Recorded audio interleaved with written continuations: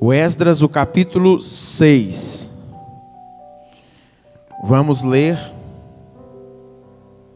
no final do capítulo, a partir do versículo 16.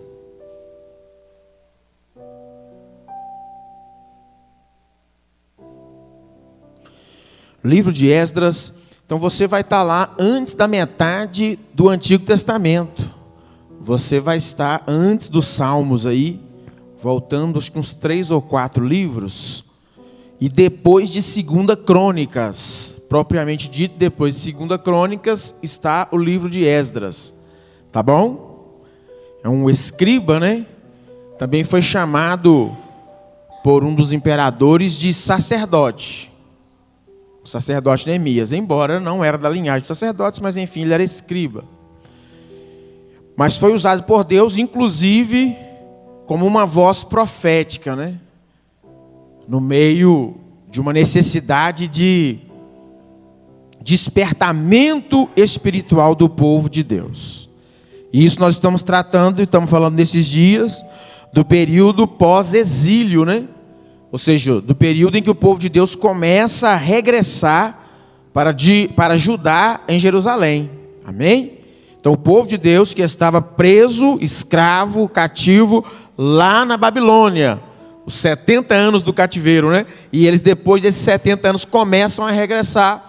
Então existem alguns períodos, né? Vem uma parte primeiro, juntamente no meio ali estava o profeta Ageu e o profeta Zacarias, que profetizam. E depois tem uma outra parte que vem junto com Esdras, tem uma outra parte depois que vem junto com Neemias. Então a gente está falando desse período ali, em que na Terra Santa, Jerusalém estava toda desolada, destruída, né? Amém? Até hoje, depois do ensaio, eu fui conversar com as irmãs. A gente está um pouquinho rouco, vocês não reparam, eu vou tentar falar pouco para a gente ser mais objetivo. Estive pregando fora essa semana e ganhei uma toalhinha bonitinha, olha que lindo. Mais uma para minha coleção, né, irmão Anderson? Gostei. Não pelas cores, né? Não gostei muito das cores, não. Brincadeira. Bonitinha, né? Igreja Nova Vida, lugar de recomeço. Tivemos lá com os irmãos na quinta-feira, compartilhando a palavra de Deus. Amém? Com alguns irmãos, alguns já conhecem de lá. Depois nós vamos trazer eles aqui. E nós vamos lá de novo. E aí vai, tá bom? Pessoa do pastor Edmilson. Foi uma bênção nos receber lá. Foi uma quinta-feira muito abençoada, tá bom? Trago um abraço deles lá para vocês, no nome de Jesus. Livro de Esdras, capítulo 6, 16. Quem já achou, diga amém. Quem não achou, diga socorro. Acharam, né? Eu dei os endereços aí. Vamos ler. Diz assim a palavra do Senhor: os filhos de Israel, os sacerdotes, os levitas e o restante dos exilados celebraram com regozijo a dedicação desta casa de Deus. Para a dedicação desta casa de Deus, ofereceram 100 novilhos, 200 carneiros, 400 cordeiros e 12 cabritos, para oferta pelo pecado de todo Israel, segundo o número das tribos de Israel. Estabeleceram os sacerdotes nos seus turnos e os levitas nas suas divisões para o serviço de Deus em Jerusalém, segundo está escrito no livro de Moisés.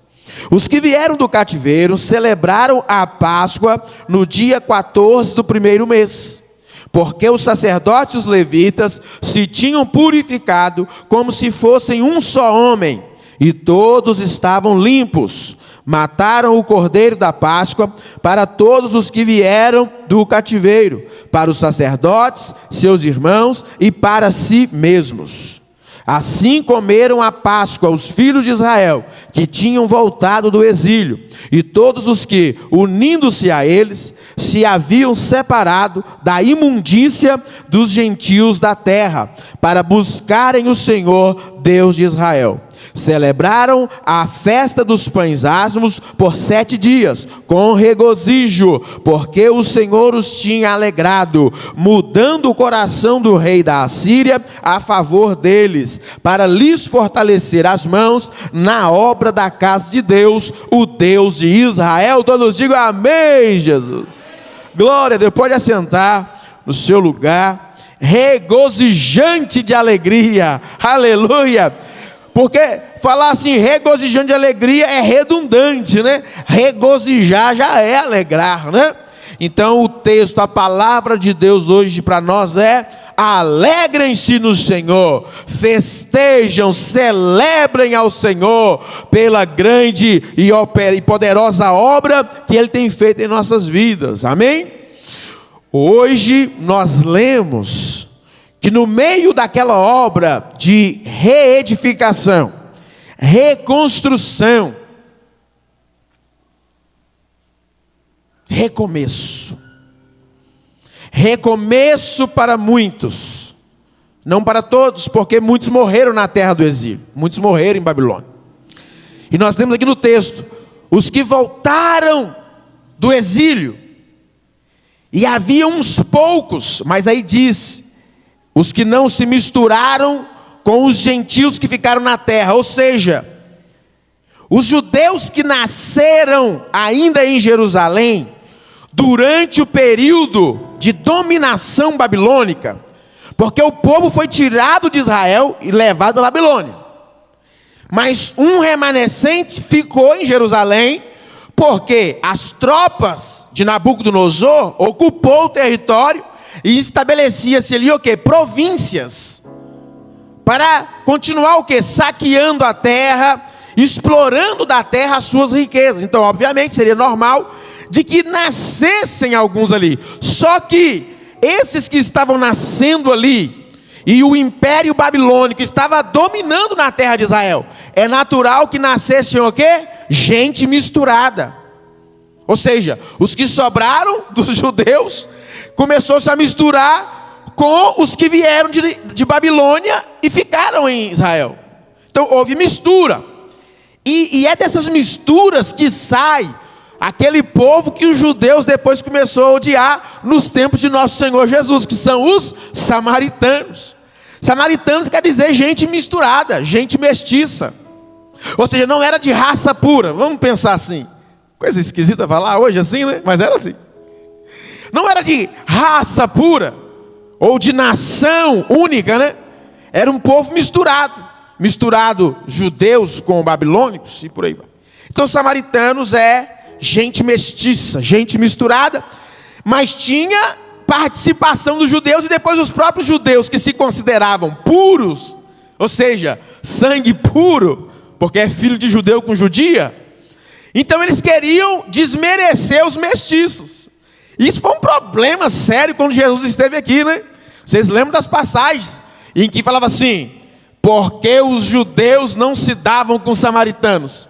Aí os discípulos de Jesus estranhou, porque Jesus estava lá no poço de Jacó, conversando com uma mulher ao meio-dia, e ela era samaritana. Os judeus quase arrancaram a cabeça, né? Porque isso mexia com as suas vaidades pessoais, né? E por aí vai.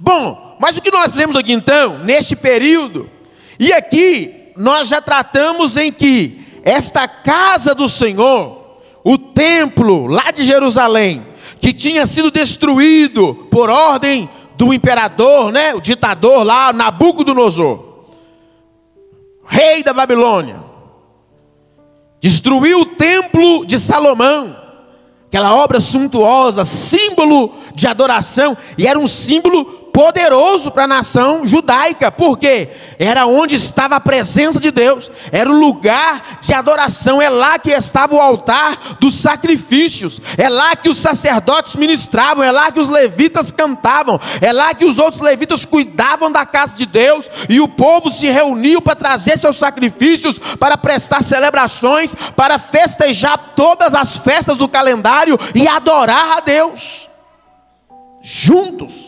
Então isso foi desolado, foi destruído, aquele templo maravilhoso, destruído. no período pós-exílio, ou seja, 70 anos que os judeus estão fora dali, quem estava em Jerusalém só via as ruínas daquele templo. Mas quando eles voltam, eles regressam da Babilônia para Israel, então a ordem era para quê? Para reconstruir de novo. Eu fazendo mais uma redundância aqui, né? Para construir de novo, aí fica reconstruir. Português é muito difícil. Porque reconstruir significa construir de novo. Mas construir de novo em cima da mesma base, no mesmo lugar. Porque não podia perder o quê? A referência. Só que agora tem menos gente, ou seja, menos povo.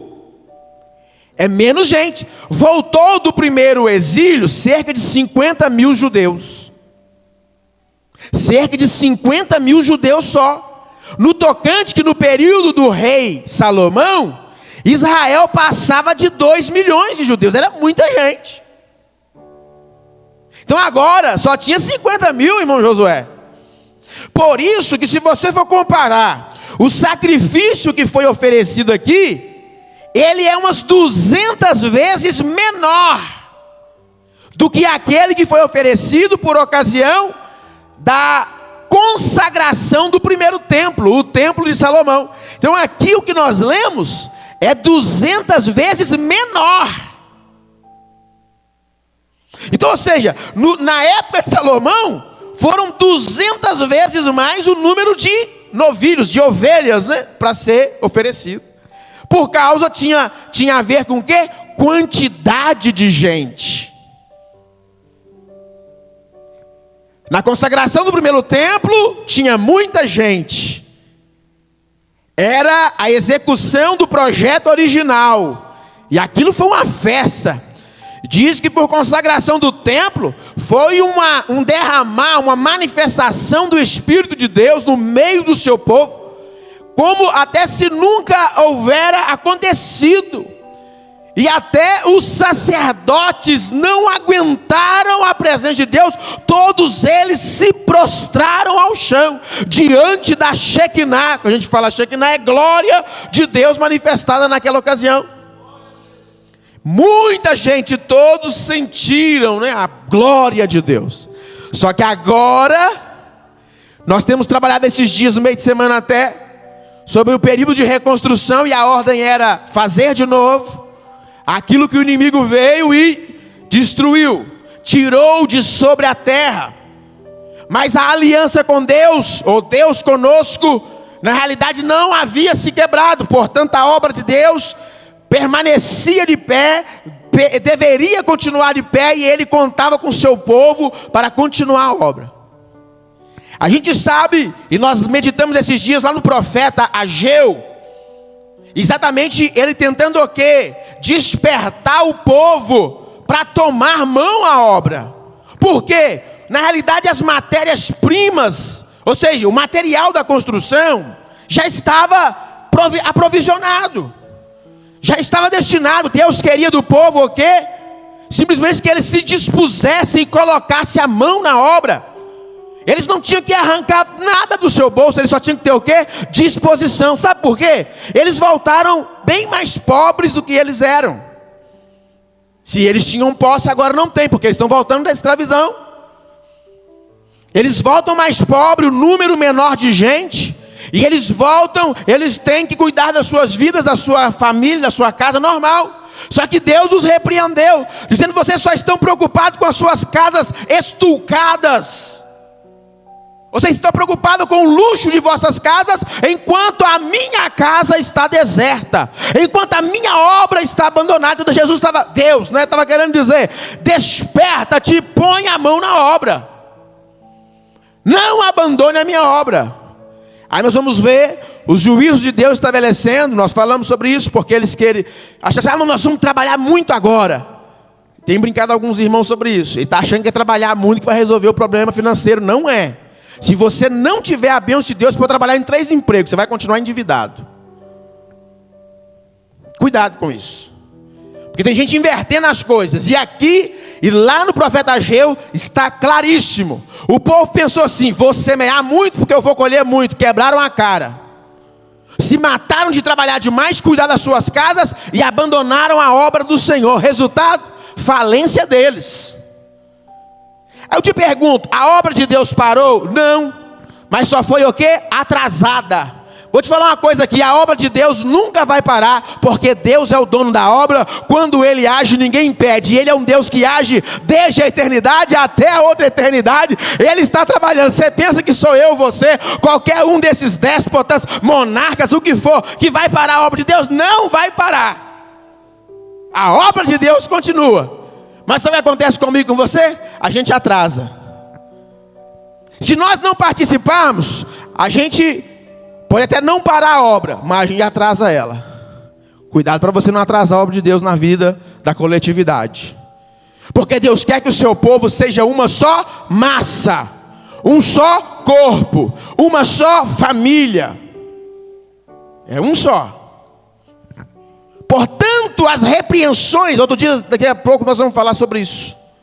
Por que que o fracasso de um interfere na maioria? Porque nós somos um só corpo.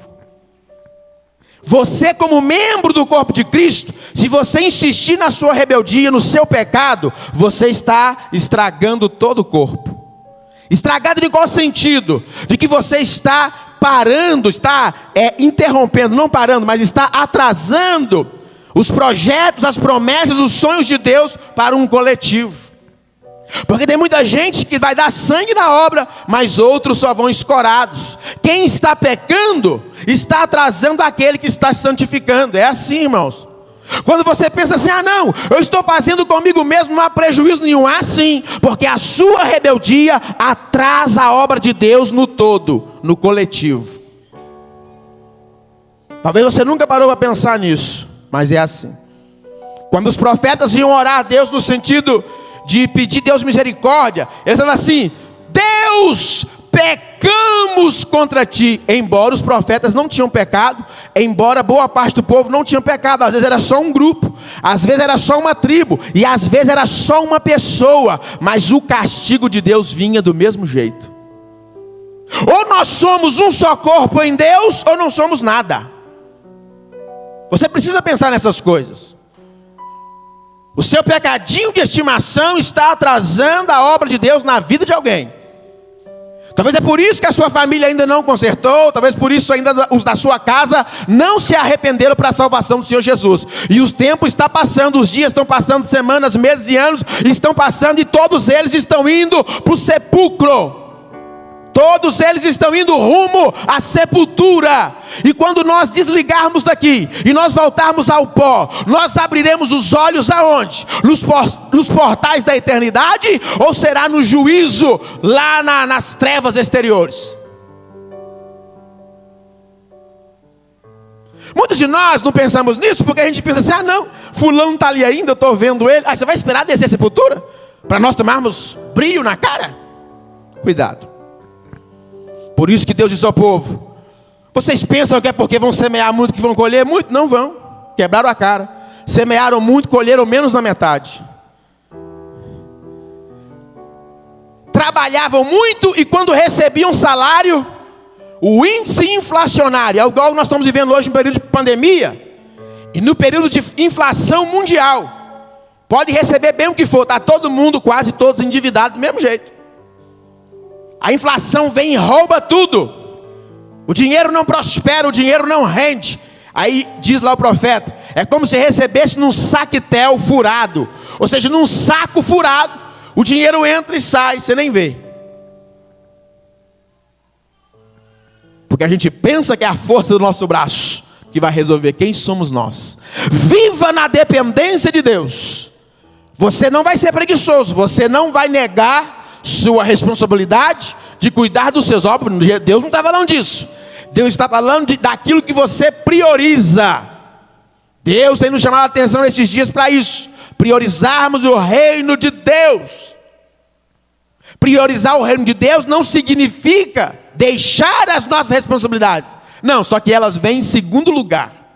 Segundo plano. Primeiro é depender do favor e da bondade de Deus.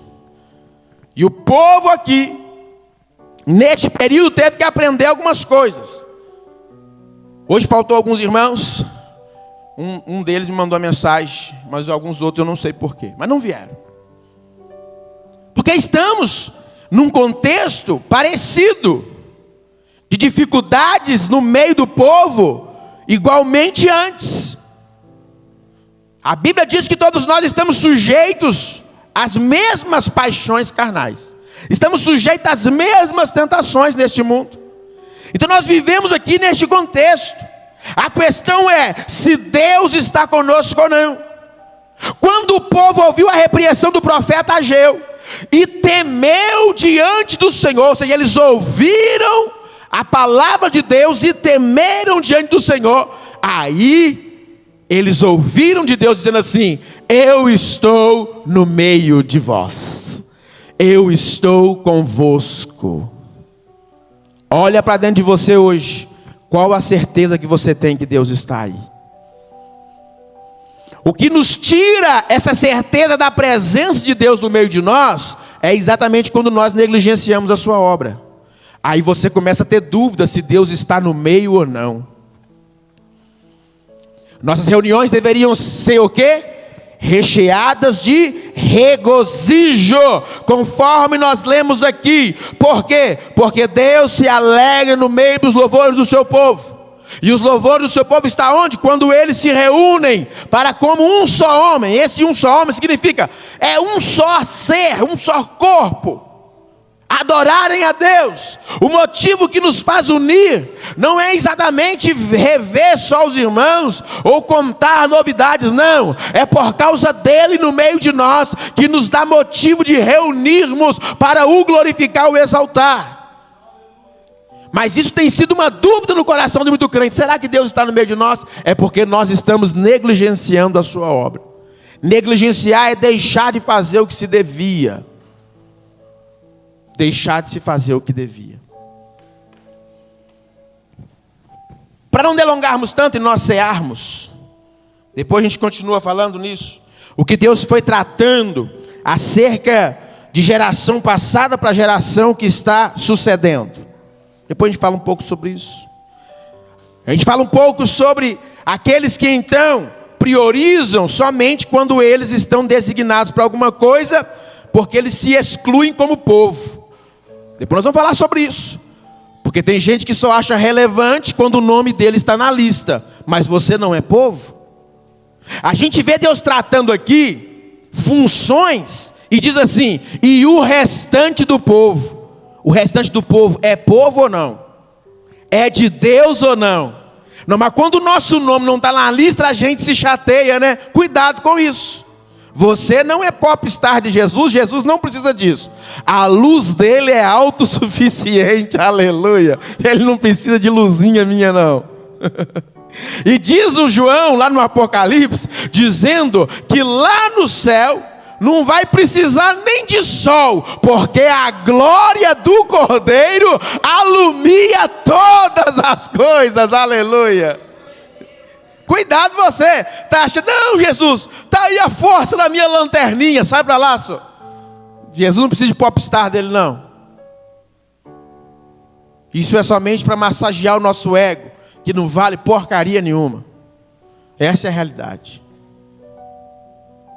Depois nós vamos tratar sobre isso. Eu já fiz um resumo bom aqui, né, irmão Davi? No meio, estamos tratando, teve empecilhos, teve levante, sim, o inimigo sempre se levanta e etc.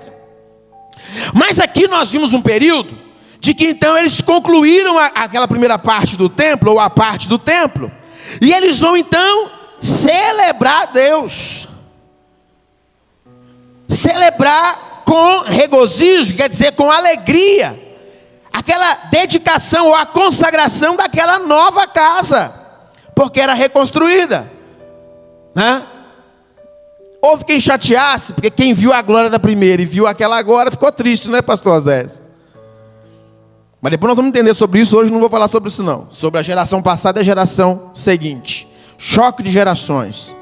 A gente tem que entender o que Deus está fazendo e cuidado com aquilo que seus olhos veem.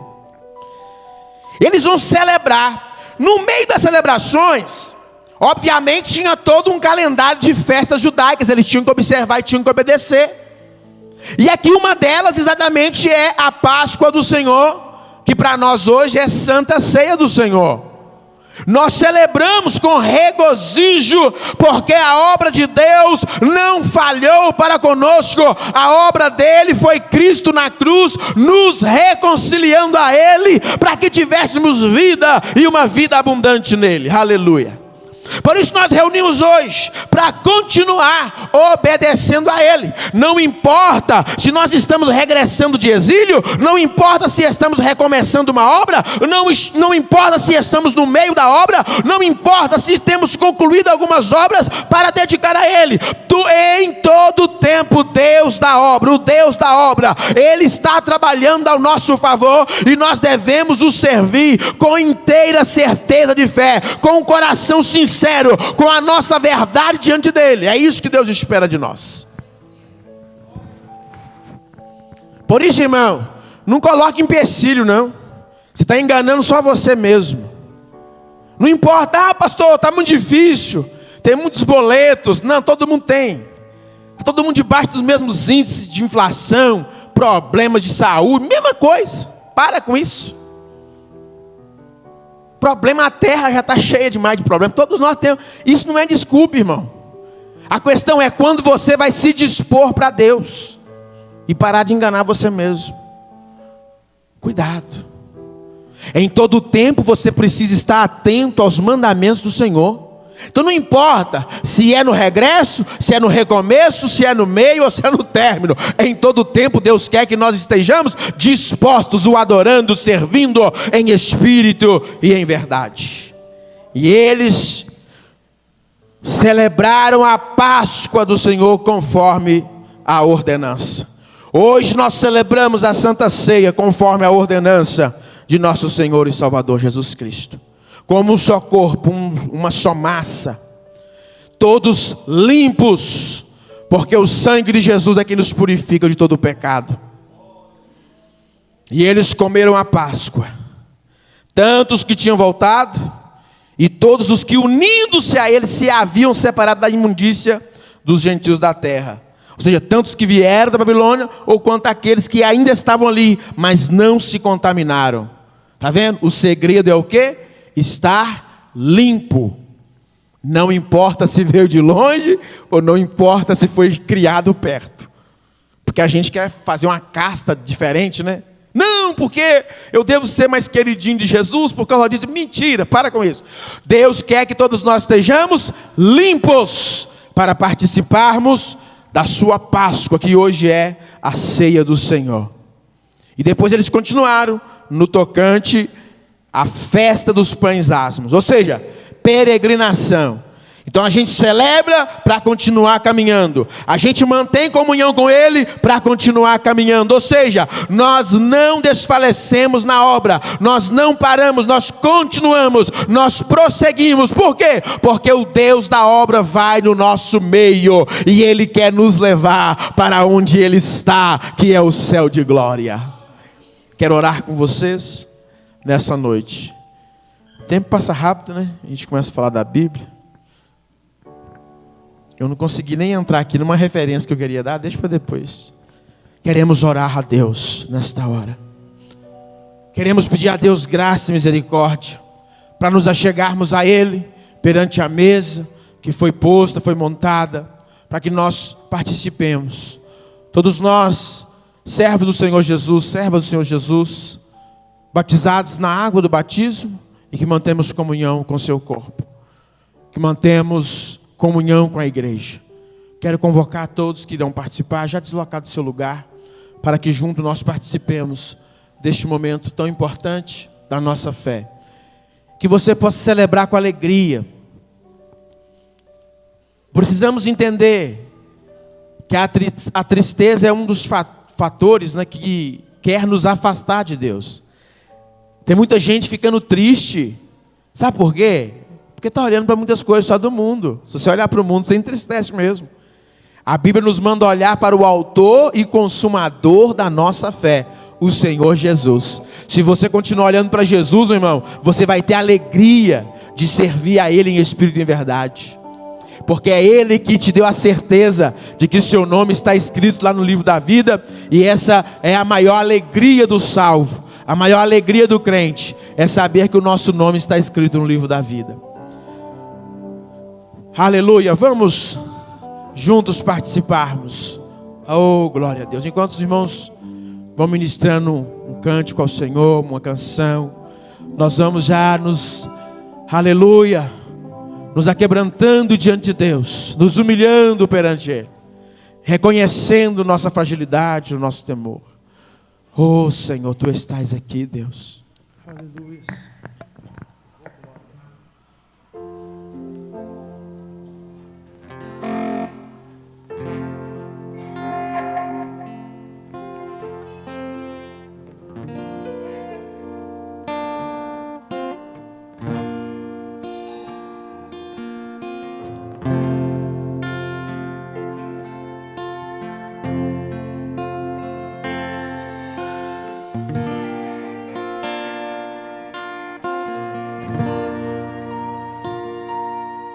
Sua morte ali na cruz, carregando a minha dor. Você que pode, estenda tuas mãos para cá, em nome de Jesus. Pai, graças te damos, Senhor, pelos elementos que tomamos da Santa Ceia. Ó Deus, eis aqui as bandejas contendo o pão e o suco da uva. Nós nos prostramos a Ti para reverenciarmos o Cordeiro de Deus, e a nossa alma regozija, se alegra no Senhor. Ó Deus, por conta de tão alto preço, ó Deus, pago por cada um de nós, trazemos, ó Deus, os elementos e os consagramos, para que seja, ó Deus, o símbolo da nossa fé, para que seja o corpo e o sangue do Cordeiro de Deus, o nosso Senhor Jesus Cristo, amado nossa alma, nós possamos, Senhor, participar, todos limpos, porque fomos purificados pelo sangue do Cordeiro. Ao participarmos, Senhor, nos dê estas bênçãos espirituais. Oh Deus, tenhamos a alegria, não só de celebrar aqui, mas a alegria em Te servir, ó Deus, em todos os dias da nossa vida que se seguirão, em nome de Jesus. Aleluia. Oh glória a Deus.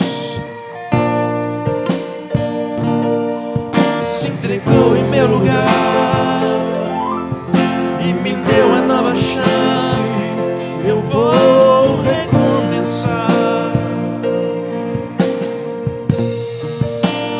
Vou deixar na cruz tudo que passou, tudo que ficou pra trás. Olho pra Você, corro pra Você, Seu amor me chama. Eu dependo desse amor, do Seu amor, mais que tudo.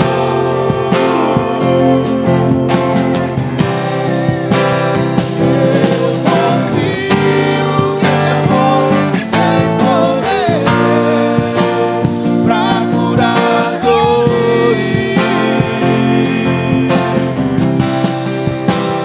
Eu dependo desse amor, do Seu amor, mais que tudo.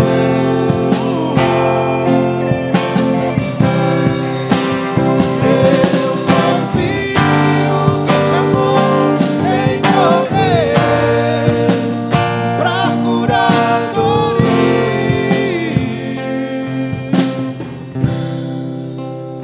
Vou deixar na cruz tudo que passou, tudo que ficou pra trás.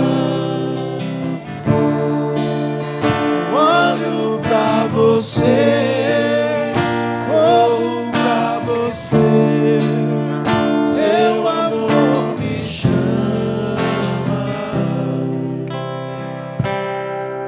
Aleluia. Oh glória a Deus.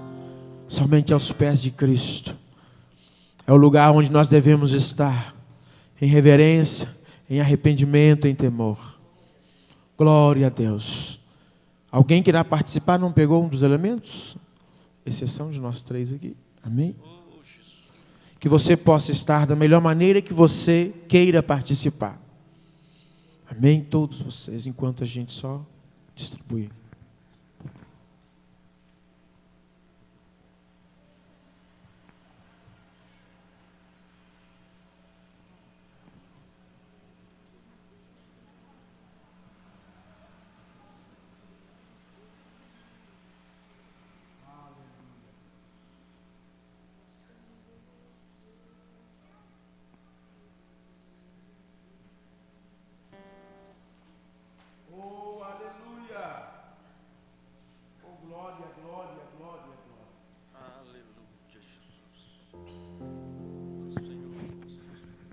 Aleluia. Todos em suas mãos tomem o pão e o cálice. Porque o que eu recebi do Senhor é o que eu vos entreguei. Que na noite em que o Senhor Jesus foi traído, Ele tomou o pão, rendeu graças e deu aos seus discípulos, dizendo: tomai e comei, porque isto é meu corpo partido por vós. Fazei isso em memória de mim, diz o apóstolo Paulo. Eu, como servo do Senhor, ministro as tuas palavras. Eu digo aos meus irmãos que tendes em vossas mãos o corpo do Senhor Jesus.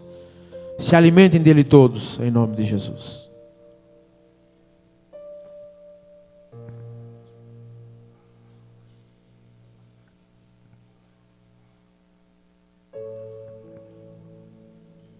Oh, glória. Obrigado pelo teu corpo, Jesus. Verdadeiro alimento que nos sustenta a fé. Oh, glória a ti eternamente, Cordeiro de Deus. Do mesmo modo, depois de comerem, Jesus tomou o cálice, rendeu graças e deu aos seus discípulos, dizendo: tomai, bebei, porque isso é meu sangue derramado por muitos para a remissão de pecados. Fazei isso em memória de mim, diz o apóstolo Paulo. Eu, como servo do Senhor Jesus, ministro as tuas palavras. Eu digo, meus irmãos, que tendes em vossas mãos o sangue do Senhor Jesus. 1 de João, capítulo 1, versículo 7, nos diz: se nós andarmos na luz como Ele na luz está, mantemos comunhão uns com os outros, e o sangue de Jesus, o seu Filho, nos purifica de todo pecado. Então participem todos do sangue de Jesus Cristo. Aleluia.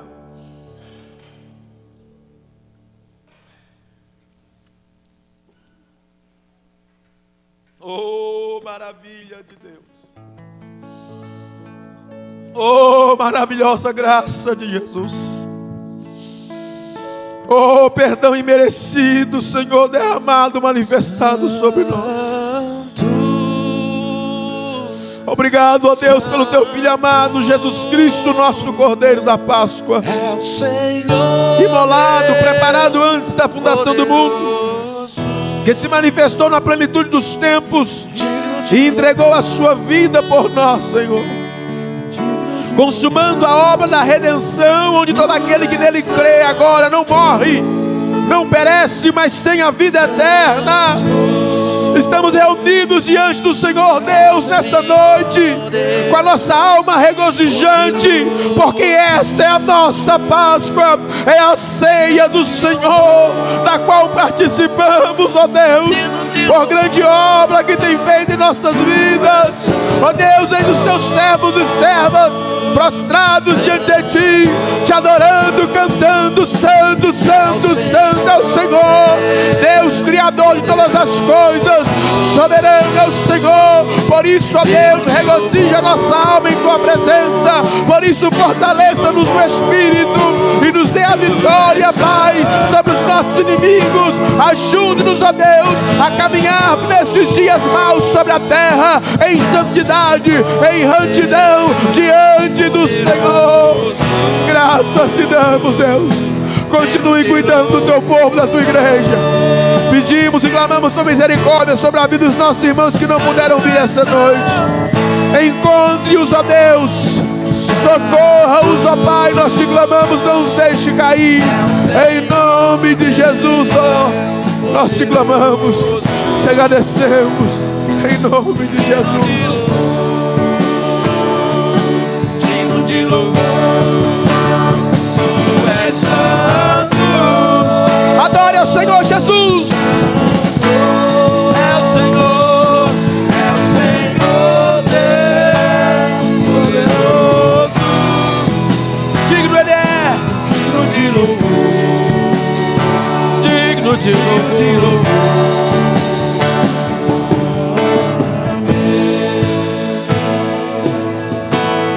a Ti, Senhor, toda a honra e toda a glória. A Ti, Senhor, todo o domínio, todo o poder, não só agora, mas para sempre. Quantos podem dizer amém? Amém! Oh, glória a Deus. Deus te abençoe e te guarde. Deus continue estendendo, o seu manto de misericórdia, de amor sobre nós. Possamos continuar vivendo os propósitos de Deus, não nos escondendo, não nos acovardando, mas nos apresentando, nos dispondo, amém? Para que Deus nos use para a sua glória e nos use na sua obra, amém? Em nome de Jesus.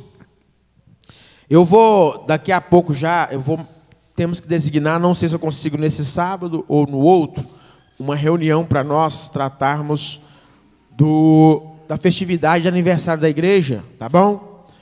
Então vocês já vão se antenando aí, porque a gente vai fazer uma reunião breve, não pode passar até o mais tardar segunda semana, não há como esperar mais, tá bom? E nós vamos tratar sobre a festividade do aniversário da igreja. Então nós vamos retomar alguns assuntos que nós falamos na primeira, tá bom? Então nós queremos ali ver data melhor, dias, convidados, possíveis preletores, alguma coisa nós vamos conversar, tentar chegar num denominador comum, tá bom? Então fique antenado aí, esteja conosco, em nome de Jesus. Na quarta-feira vamos estar de volta aqui adorando ao Senhor. Vem estar conosco, o culto começa às 8 horas da noite. Então vem estar com a gente, não deixa a igreja ficar sozinha não, o templo ficar sozinho não. Deus precisa de nós aqui, tá bom? Tem um propósito nisso, tem um projeto de Deus nisso aí, tá bom? E os irmãos vão orando mais a Deus aí. Eu tenho algumas outras coisas que eu preciso falar com a igreja, mas às vezes é difícil reunir todos. Então você precisa estar mais próximo aí da gente. A gente tem que compartilhar algumas coisas aí para ampliar os trabalhos da igreja também, viu? Então não fica pensando que não tem nada para fazer, não, porque tem. Se a gente bobear, a gente vai perdendo espaço, vai perdendo oportunidade, tá bom? Tem algumas coisas aí para a gente se organizar. Em nome de Jesus. O próximo domingo também nós temos culto da família e também é o Dia dos Pais. Então, a gente conta com as orações da igreja, para nós, papais. Então, nós contamos com a família para que esteja conosco aqui no próximo culto, que é o próximo domingo, culto da família, e também é o Dia dos Pais, Então, possamos estar juntos aí neste propósito, tá bom? Ô, pastor, Deus te abençoe. Pai do Senhor. Então, nós contamos com vocês aqui no domingo, tá bom? E eu vou anunciar, porque eu só estou dependendo só de fechar uma escalação do louvor, para ver se eu consigo marcar a reunião para o próximo sábado agora, ou se vai ser para o outro mesmo. Vou olhar direitinho e reporto para os irmãos, tá? Em nome de Jesus. Vamos orar a Deus, agradecer a Deus. Ao final, vamos despedir com a bênção apostólica, tá? Tem aqui para as criancinhas, elas gostam, a uva, tem um suquinho ali, tem uma rosca também muito abençoada. Aí o que o irmão pediu? Vamos fazer um teste diferente hoje. Nós vamos orar, agradecer a Deus. E eles já vão agilizar ali. Vai servir vocês no banco mesmo. Só para evitar de uns acidentes que quase aconteceu no última celebração de Santa Ceia. Uma criancinha quase ia meter na mão na hora assim que a faca estava serrando o pão. Já pensou? O dedinho cortado lá no meio? Não pode, tá bom? Fique de pé no seu lugar. Vamos orar, agradecer a Deus nessa noite. Que Deus te dê uma ótima noite, uma boa semana. No nome do Senhor Jesus. Amém? Feche os olhos, erga as mãos aos céus. Vamos orar ao Senhor nessa noite. Em nome de Jesus. Pode entrar aí, pastor Austin. Te dá um abraço. Vem cá, senhor. Estamos orando no final aqui. Ô, glória. Amém? Erga tuas mãos aos céus. Amém? Em nome de Jesus. Ali, um pastor amigo nosso, pastor Washington, da Assembleia de Deus. Olha lá. Pode olhar para o varão lá. Eu quero ter um sorriso daquele ali, gente. Isso ali saiu de um culto lá agora, é crente, né? Regozijante de alegria. Deus abençoe a sua vida, viu, pastor Washington? Pai, graças te damos essa noite por estarmos reunidos aqui neste lugar. Ó Deus, onde tudo foi para a glória do teu nome, Senhor. Os cânticos, os louvores, cada apresentação, cada oportunidade, ó Deus. Ó Deus, a palavra que o Senhor nos trouxe nessa noite, ó Pai, como um alimento do céu. Ó Deus, também a oportunidade de cearmos, ó Deus, com os nossos irmãos. Ó Deus, a ceia do Senhor. Que o Senhor assim continue a tua obra em nós, nos abençoando, dando-nos uma boa noite, uma ótima semana na tua presença. Nós possamos continuar caminhando contigo sobre a terra, Senhor. Que o Senhor nos livre de todo mal. Seja com cada um dos nossos irmãos que não puderam vir essa noite. Que o Senhor nos abençoe. Ó Deus, também oramos pela vida do nosso amigo pastor Washington. Ó Deus, o seu ministério, a congregação a qual ele está presidindo. Que o Senhor o abençoe poderosamente em nome de Jesus. O grande amor de Deus o Pai, a graça de Jesus Cristo nosso Senhor, que a doce comunhão e a consolação do Espírito Santo que reine sobre cada um de vós, todo o povo de Deus diz amém, amém.